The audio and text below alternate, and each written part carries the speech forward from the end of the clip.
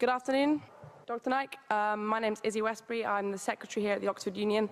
I have a very short question to ask. You talk about the hijab being something that serves to protect a woman.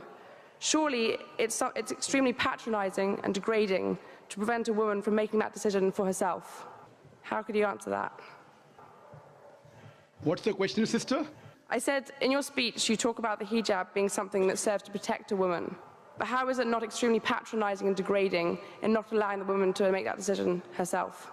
Sister posed a very good question, that when I say that hijab is required for a woman, isn't it not degrading for the woman to patronize it? Isn't it degrading? If you read the Quran and Islam has prescribed hijab. That means the woman should be covered. The only part that can be seen are the face and the hands up to the wrist. This is for the modesty. And it is not only mentioned in the Quran, it is also mentioned in the Bible. If you read the Bible in the 1 Timothy, chapter number 2, verse number 9, it says that women should be dressed up with shamefacedness. They should be dressed up with sobriety and should not wear braided hair or gold or pearls. It's further mentioned in the 1 Corinthians, chapter number 11, verse number 5, 6. The woman that does not cover her head, then she dishonors her head. Her head should be shaved off. Anyway, I don't agree with this. I'm just quoting you from the Bible.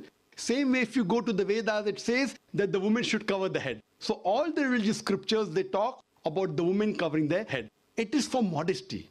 It is not to degrade the woman. And if you analyze, there was allegation made against me saying that Dr. Zakir Naik says that if they don't wear hijab, you know, that if you wear Western clothes, there are chances the woman will be raped.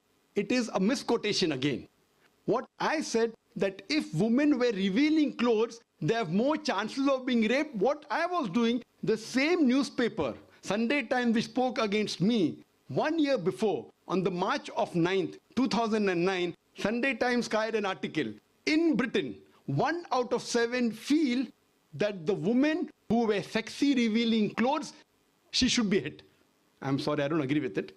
This is the statistics that was given in the Sunday Times on the 9th of March 2009, that in Britain, 1 out of 7 Britishers believe that the women who wear revealing and sexy clothes should be hit. I disagree with this. Furthermore, one more article came in 2005 in the same newspaper, Sunday Times. It said that 26% of the Britishers, they feel that wearing revealing clothes is partially or totally responsible for the rape. So what I say, that the more modestly you are dressed up, you are respected more. So Islam has prescribed the modest hijab for the woman, not to degrade her but to uplift her. I do agree there may be cultural differences. Islam cannot force anyone to adopt it. There are cultural differences. For example, I'll give you an example.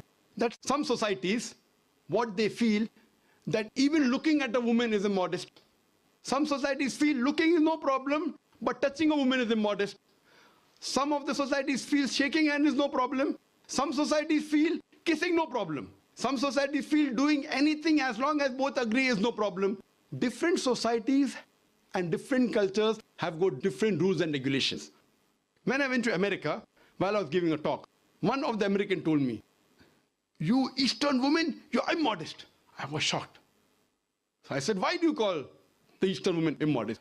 He told me, "You Eastern women, you expose your belly." So in America and Western country, exposing belly is immodesty. In India, exposing belly is not immodesty, wearing shorts is immodesty. So what I've realized, sister, there's different culture, there's different system. Islam cannot force anyone to adopt. It's clearly mentioned in the Quran in Surah Baqarah, chapter number 2, verse number 256, La ikraha fid din, there is no compulsion in religion. But if some women want to adopt the hijab because they feel modest and they feel respected, I feel no other woman should disagree. And when I've been to UK, I've seen hundreds and thousands of women who do cover their hair and who feel that they are uplifted because of this modesty. Hope that answers the question.